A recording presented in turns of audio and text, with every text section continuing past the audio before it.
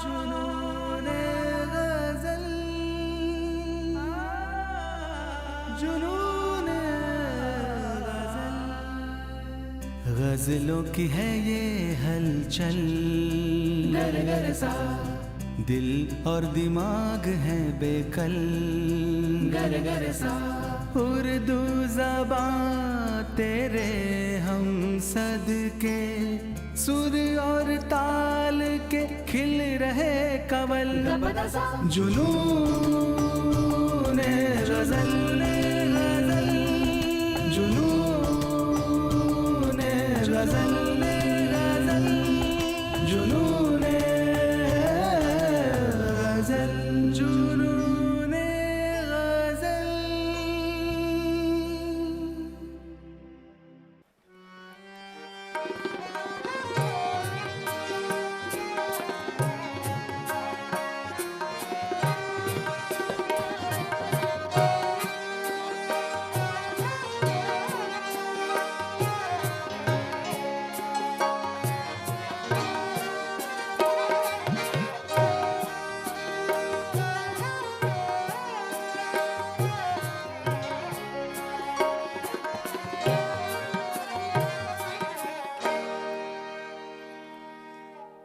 वाह क्या बात है, बहुत खूब, क्या जलवा, क्या जुनून।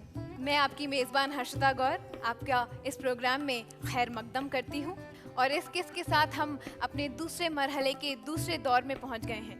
लेकिन उससे पहले आइए इस्तकबाल करते हैं हमारे जज साहिबान का, मोहतरम फुलराज बेदी साहब और मोहतरम विकास आनंद जी। तो आज दूसरे मरहले का दूसरा दौर है, बकिया 3 फनकार यहाँ आके अपने फ़न का मुजाहिरा करेंगे। उनसे क्या कहना चाहेंगे? यही कहना चाहूँगा कि जंग है और उस जंग के अंदर बिल्कुल रूहानी तरीके से और अपने जहन पर काबू रख करके उनको मुकाबला करना है। कहते हैं, किसी शायर ने कहा है कि कह रहा है मौजे दरिया से समंदर का सुकूत, कह रहा है मौजे दरिया से समंदर का सुकूत कि जिसमें जितना ज़र्फ है उतना वो खामोश है। बहुत खूब। विकास जी, आप क्या मशवरा देना चाहेंगे या कुछ कहना चाहेंगे हमारे उम्मीदवारों से?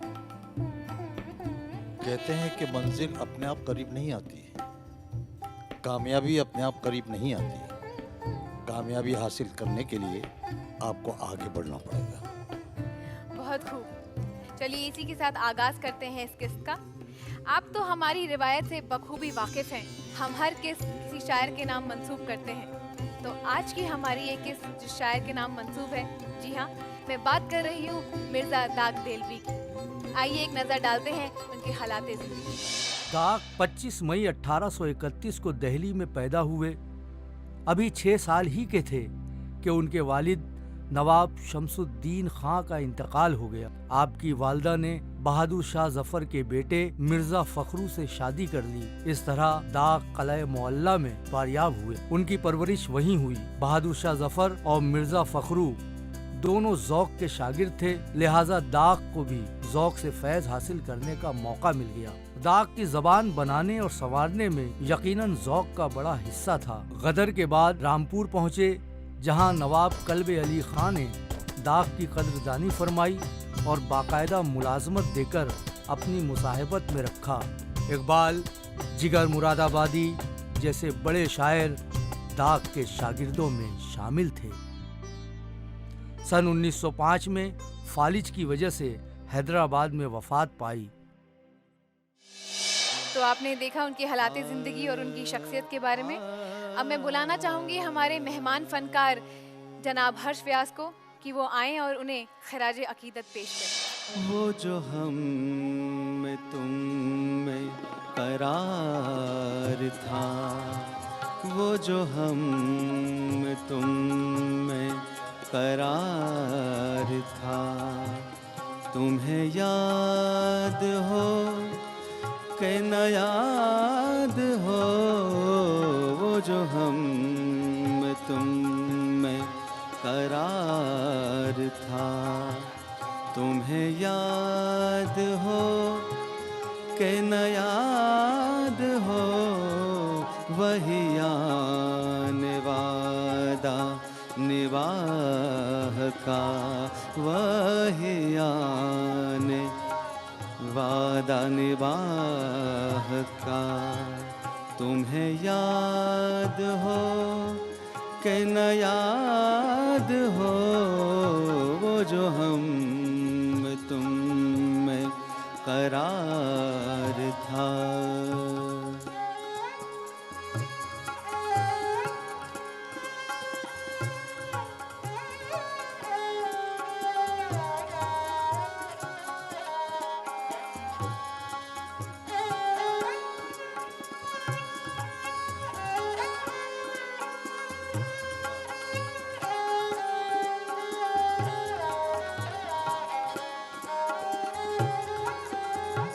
वो जो लुत्फ मुझ पे थे बेशतर, वो करम के था मेरे हाल पर।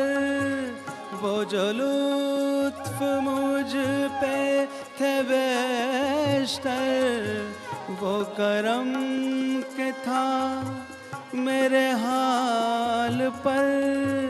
मुझे याद सब है ज़रा ज़रा, मुझे याद सब है ज़रा ज़रा। तुम्हें याद हो कि न याद हो वो जो हम तुम में करार था। तुम्हें याद हो कि न याद हो वो जो हम तुम में करार था। तुम्हें याद हो कि न याद हो वही आने वादा निभाह का। तुम्हें याद हो कि न याद हो वो जो हम तुम में करार था। मैं आप सभी को ये बता देना चाहती हूँ कि ये दूसरे मरहले की शुरुआत है और इसके बाद कौन महफूज हलके में पहुँचेगा और कौन खारिज होगा, इसका ऐलान पहले मरहले और दूसरे मरहले के नंबरों को मिलाकर किया जाएगा। तो इसी के साथ बुलाती हूँ अपने पहले फनकार को, आदित्य सिंह गौर। तो आदित्य जी, सबसे पहले तो ये बताइए कि आपको दूसरे मरहले में पहुंचकर कैसा लग रहा है? मुझे बेहद खुशी है कि मैं दूसरे मरहले में पहुंचा हूं। काफ़ी अच्छे फ़नकार हैं यहाँ पर और गाने में मज़ा भी आ रहा है। सामने इतने गुणीजन भी हैं जिनसे काफ़ी कुछ सीखने को मिल रहा है, तो मैं काफ़ी खुश महसूस कर रहा हूँ। और क्या तब्दीलियाँ आपने अपने अंदर महसूस करी पहले से अब तक? मैंने ये महसूस किया कि उर्दू किस तरह से सही तरह क्या है, उर्दू को बोलने का तरीका क्या है, ये मैंने अपने अंदर एक बदलाव महसूस किया है। और बाकी कोशिश यही करी है कि मैंने कि ज़्यादा अच्छे से गा पाऊँ जो सुनने में सभी को अच्छा लगे। गायकी के किसी अंदाज में आपने कोई तब्दीली महसूस की हो? मैंने ये महसूस किया है यहाँ पर आकर कि एक ठहराव या सुकून जिसे अपन बोलते हैं, जो गज़ल गायकी में बड़ा ही ज़रूरी होता है, मैंने वो अपने अंदर महसूस किया है कि मैंने उसको बढ़ाने की कोशिश की है। तो चलिए शुरुआत करते हैं आपकी गज़ल के साथ। आए ज़ुबां पे राज़े मोहब्बत मुहाल है, तुमसे मुझे अजीज तुम्हारा ख्याल है।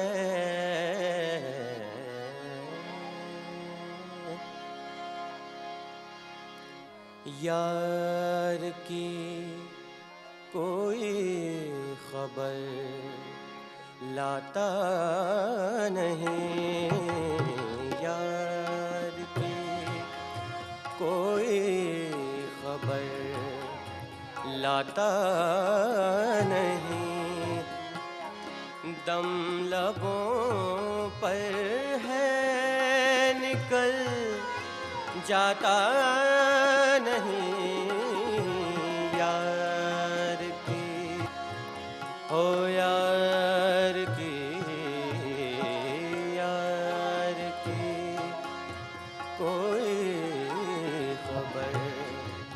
लाता नहीं यार।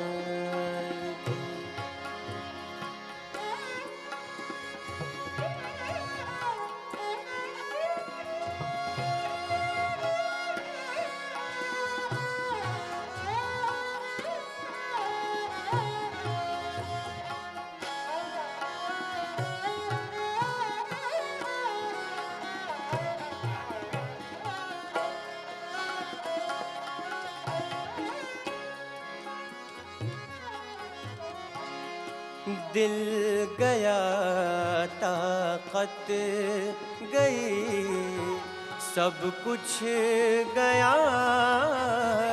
दिल गया ताकत गई सब कुछ गया। पर तस्वुर आपका जाता नहीं।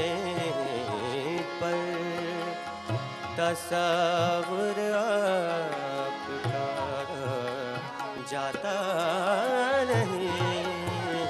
बिन तुम्हारे अब रहा जाता नहीं।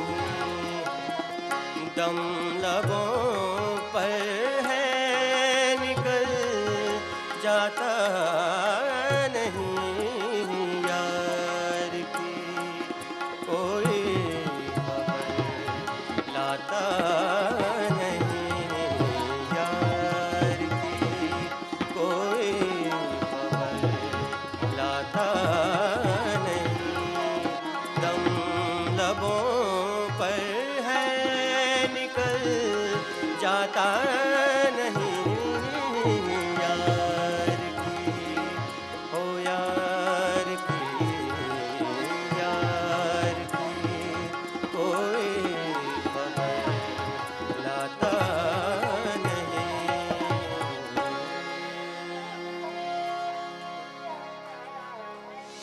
चलते हैं जज साहिबान के पास। तो जज साहिबान, आपने इनकी गायकी में कोई ठहराव और कुछ तब्दीलियां आपने महसूस करी जो आई हो पहले मरहले से अब तक? देखिए, एक बहुत उम्दा गज़ल सराय हैं, लेकिन इनकी शख्सियत के बारे में आज कुछ कहना चाहूँगा। ये एक बहुत शातिर, बहुत समझदार, ज़हनियत को अपनी बिल्कुल काबू में रख के बहुत उम्दा गायक हैं, गुलकार हैं, गज़ल सराय हैं। क्योंकि इनको मालूम है कि कहाँ सांस छोड़नी है, कहाँ पकड़नी है, कहाँ हरकतें लेनी है, कहाँ मेरी सांस खाली पड़ रही है और उस हिस्से से कैसे गुजर के जाना है। इनको वो सब चीज़ें हैं। और मैं तारीफ़ करना चाहूँगा इनके उस्ताद की भी, जिन्होंने इनको सिखाया है। माशाल्लाह बहुत अच्छा सिखाया है। और ऐसे ही बस आगे बढ़ें, तरक्की करें। आपका यकीन है कि आप कामयाबी का फूल लेकर जाएंगे यहाँ से? मैं यकीन तो इस बात का है मुझे कि मैं कोशिश पुरज़ोर अपनी करूँगा, बड़ी मेहनत करूँगा। और बाकी सब आप लोगों को अगर अच्छा लगा मेरा गाना तो सब आपके हाथ में है। बाकी मेरी कोशिश यही रहेगी कि मैं अच्छा गाऊँ और मैं जीतूँ यहाँ से। मतलब आपने हमारे ऊपर डाल दिया, हमको अच्छा लगे या नहीं लगे। कल को हमने कहा अच्छा नहीं लगा तो आप हमें बुरा कहेंगे? नहीं, मैं आपको क्यों बुरा कहूँगा। आप बड़े हैं, आप कहीं ज़्यादा मुझसे बुजुर्ग गुणी जन हैं आप लोग। तो मैं आपकी गलती कभी आपको कुछ बोल ही नहीं सकता मैं कभी भी। देखिए, बड़ा छोटा कुछ नहीं होता, बड़ा छोटा वक्त होता है जी। जिस वक्त आप इस हारमोनियम पे बैठे हैं जी आपके सुर लगे सच्चे, जी, गज़ल आपकी नहीं लगे, दरवाज़ा आपका। बिल्कुल सही। हिम्मत मर्दा मदद खुदा। क्या बात। बजा फरमाया आपने। तो चलिए हम सरगम का सिलसिला आगे बढ़ाते हुए बुलाते हैं अपने दूसरे फनकार को, जनाब अनवर। तो अनवर साहब, सबसे पहले तो हमें ये बताइए कि आपको दूसरे मरहले में पहुंच के कैसा लग रहा है? जब मैं यहाँ आया था तो कुछ सहमा हुआ सा था, लेकिन अब ऐसे लग रहा है घर जैसा माहौल है, सभी गुणीजन या मेरे अपने। चलिए तो इसी के साथ शुरुआत करते हैं आपकी गज़ल का। मेरे गम की कोई दवा न थी,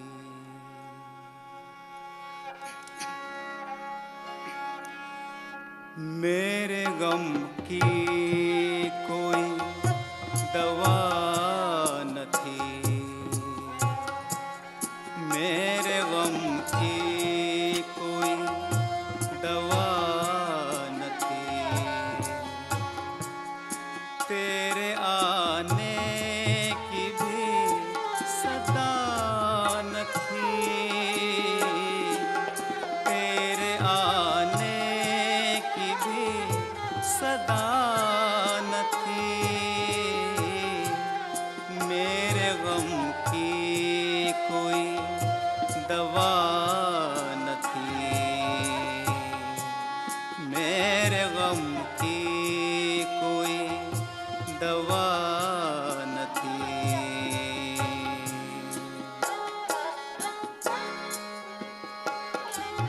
कब तलक सहते हम जुल्मो सितम,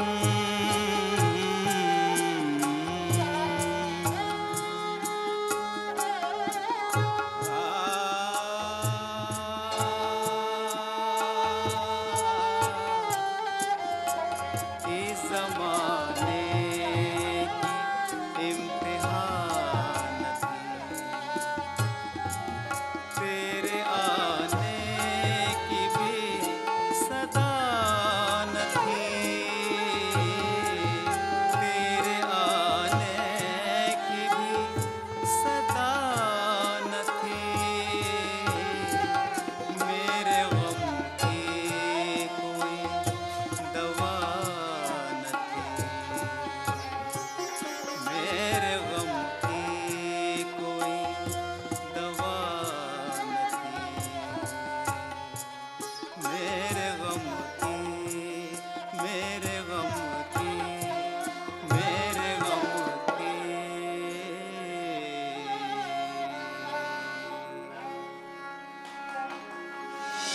तो जज साहिबान, मुझे तो बहुत खूब लगी इनकी गज़ल, पर फिर भी आप क्या कहना चाहेंगे? अनवर मियाँ, मैं समझ नहीं पाया हूँ कि ये गज़ल थी या गीत था। सर ये गज़ल ही थी, थोड़ी सीधी करके मैंने गाई थी उसको। हो सकता है इसमें कुछ खामियां रह गई हो, मैं आपसे सहमत हूँ।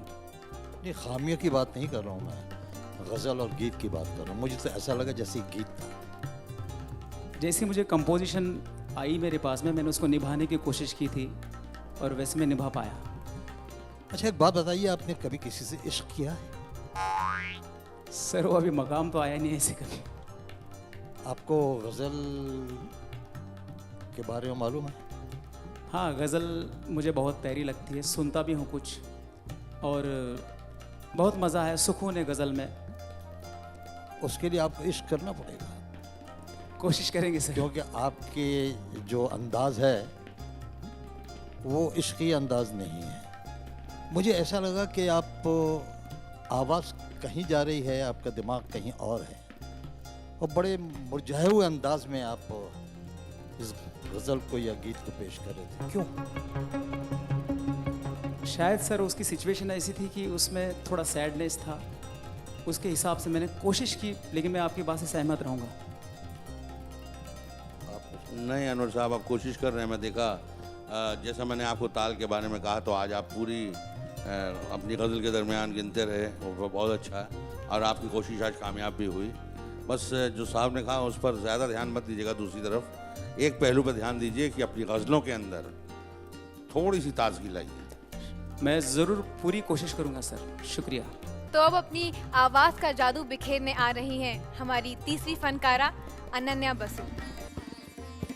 तो अनन्या जी, वही एक सवाल जो हम सबसे पूछते आ रहे हैं, कैसा लग रहा है आपको दूसरे मरहले तक पहुंच के? बहुत अच्छा लग रहा है, और मैं अपने आप को बहुत खुशकिस्मत मानती हूँ कि मैं यहाँ तक पहुँची हूँ, और बहुत कुछ सीखने को मिल रहा है। तो क्या सीखा आपने, क्या तब्दीलियाँ महसूस की? गायकी में बहुत सारी चीज़ सीखने को मिलती हैं और मिल भी रही है, और उर्दू के जो तलफ़ुज़ होते हैं वो किस तरह से बोले जाते हैं, किस तरह से हम लोग पेश करते हैं, गज़ल में कितना ठहराव होना चाहिए गाने के हिसाब से, तो वो सब कुछ सीखने को मिल रहा है। चाहिए इसी सीख के साथ हम आगाज़ करते हैं आपकी गज़ल का। जी शुक्रिया। क्या कहूँ तुमसे मैं कि क्या है इश्क, क्या कहूँ तुमसे मैं कि क्या है इश्क, क्या कहूँ तुमसे मैं कि क्या है इश्क, जानकार रोग है मुला है इश्क, क्या कहूँ तुमसे मैं कि क्या है इश्क, क्या कहूँ तुमसे मैं कि क्या है इश्क, जानकार रोग है मुला है इश्क, क्या कहूँ तुमसे मैं कि क्या है इश्क, क्या कहूँ तुमसे मैं कि क्या है इश्क है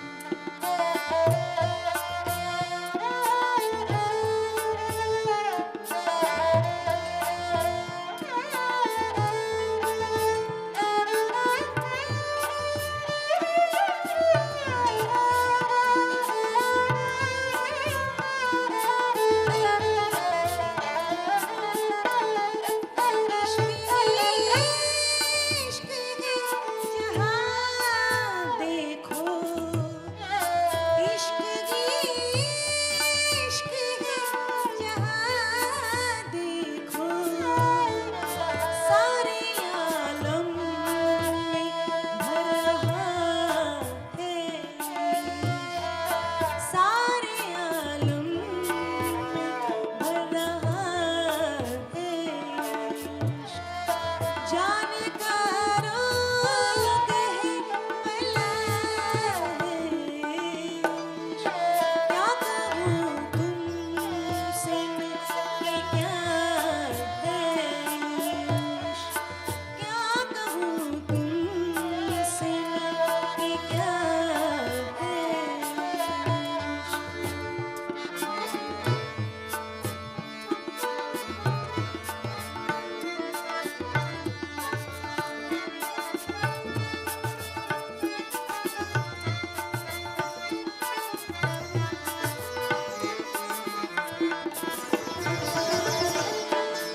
इश्क माशूक, इश्क आशिक है, इश्क माशूक, इश्क आशिक है, इश्क माशूक, इश्क आशिक है, यार अपना ही मुखला है,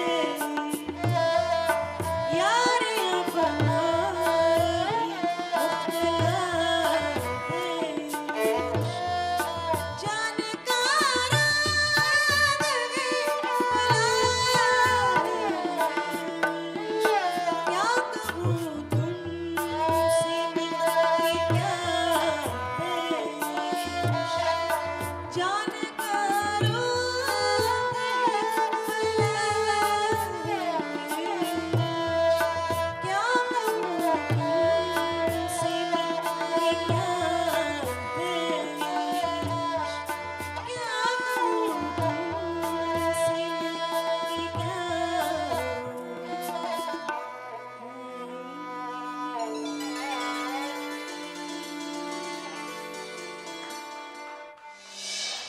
तो जज साहिबान, कैसी लगी अनन्या जी की गजल? बहुत खूबसूरत, बहुत अच्छा, बहुत उम्दा। और फिर से कहूँगा कि अल्लाह मियाँ ने बाबुलंद आवाज़ से नवाजा है आपको। संभाल के गाइए, अच्छे से गाइए, आसमान तक जाइए, पाँव ज़मीन पे रखिए। जी सर। अनन्या, जी। तुम्हारा नाम किसने रखा है? मम्मी ने। क्यों पापा ने नहीं रखा? पापा ने पहला कुछ और सोचा था। अच्छा। पापा ने पहले अपर्णा सोचा था, तो अपर्णा मेरे फैमिली में मेरी बड़ी सिस्टर का नाम है, कज़िन। इसका मतलब क्या हुआ अनन्या? अनन्या का मतलब अनन्य, जिसका कोई तुलना नहीं होता, अपरंपार। अच्छा अच्छा, तभी आपकी कोई तुलना नहीं है किसी अरे के नहीं साथ। नहीं सर, ऐसी कोई है ना? नहीं। मैं कोशिश करती हूँ कि मैं अपने नाम के साथ अपना दिखा सकूँ अपना टैलेंट गाने के माध्यम से। आपकी आवाज़ बहुत ही खूबसूरत है, थैंक यू बहुत ही खूबसूरत है। जी। और जब आप आसमान तक जाती हैं जी तो उसमें और मज़ा आता है। जी कोशिश कीजिएगा। जी सर, बिल्कुल। यहाँ तक तो पहुँच गई हैं, जी आगे रास्ता बड़ा मुश्किल है। जी सर, बिल्कुल आपने बिल्कुल सही कहा, और मैं और अच्छा गाने की कोशिश करूँगी। बहुत कुछ सीखने को मिल रहा है। जितने भी कंटेस्टेंट्स हैं यहाँ पे, सब बहुत तैयार कंटेस्टेंट्स हैं। ख़ास तौर से मुझे डर लगता है आदित्य, गिरीश जी, सो वो लोग बहुत ही काफ़ी अच्छे हैं, और उनसे मैं फ्री टाइम जब मिलता है मैं बात करती हूँ कि इसको कैसे गाया जाता है, कैसे क्या करते हैं। इन दोनों से आपको डर लग रहा है? डर मीन्स मेरा कहने का मतलब है सर कि जी जी, मैं समझ गया जी समझ गया। तो अब आज से आप इतनी मेहनत कीजिए कि जी। आपके अब्बा हुजूर को लगे कि अपर्णा जीत गई, आपकी अम्मी को लगे अनन्या जीत गई, जी। हमें लगे कि आप जीत गई। जी सर शुक्रिया। चलिए अनन्या जी, हमें पूरी उम्मीद है कि आप आसमान की बुलंदियों को छू पाएंगी। जी शुक्रिया। इसी के साथ हमारा दूसरा मरहले का पहला दौर यहीं ख़त्म होता है। आपने आज 3 फनकारों को सुना, और अब बकिया 3 फनकार अपने फ़न का मुजाहरा करेंगे हमारी अगली किस्त में। चलिए तब तक इस खादिम उर्दू को इजाज़त दीजिए। खुदा हाफिज़।